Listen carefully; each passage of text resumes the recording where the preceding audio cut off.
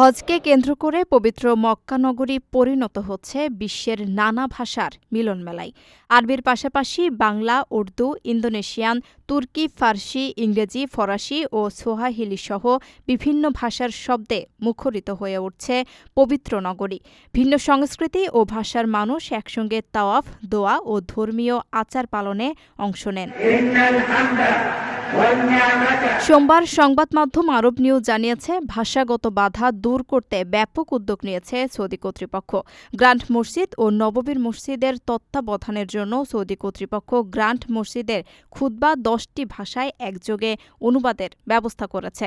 মানারাত আল হারামাইন platform ও FM রেডিওর মাধ্যমে এসব অনুবাদ শুনতে পারবেন হাজিরা। এছাড়া 50টির বেশি ভাষায় দিক নির্দেশনা ও ধর্মীয় তথ্য দিতে ব্যবহার করা হচ্ছে ওয়্যারলেস হেডফোন ও ডিজিটাল গাইড কার্ড। পবিত্র মসজিদুল হারামের ভেতরে রয়েছে বহু ভাষিক বই, নির্দেশনামূলক সাইনবোর্ড, ইলেকট্রনিক স্ক্রিন এবং বিভিন্ন ভাষায় অনুদিত পবিত্র কোরআনের কপি। পবিত্র হজের জন্য বিভিন্ন স্থানে নিয়োজিত বহু ভাষিক স্বেচ্ছাসেবক ও ফিল্ড টিম হাজিদের স্বাস্থ্যসেবা, নিরাপত্তা ও ধর্মীয় নির্দেশনায় সহায়তা করছেন।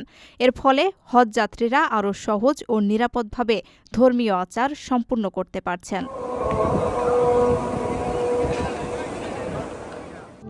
প্রবাসীদের জন্য নির্মাণ হচ্ছে দেশের প্রথম স্মার্ট সিটি, যেখানে থাকছে স্কুল, মসজিদ, হাসপাতাল, সুইমিং পুল, হেলিপ্যাড, পাঠাগার, জিম, সুপারমার্কেট, শিশু পার্ক সহ সকল নাগরিক সুবিধা।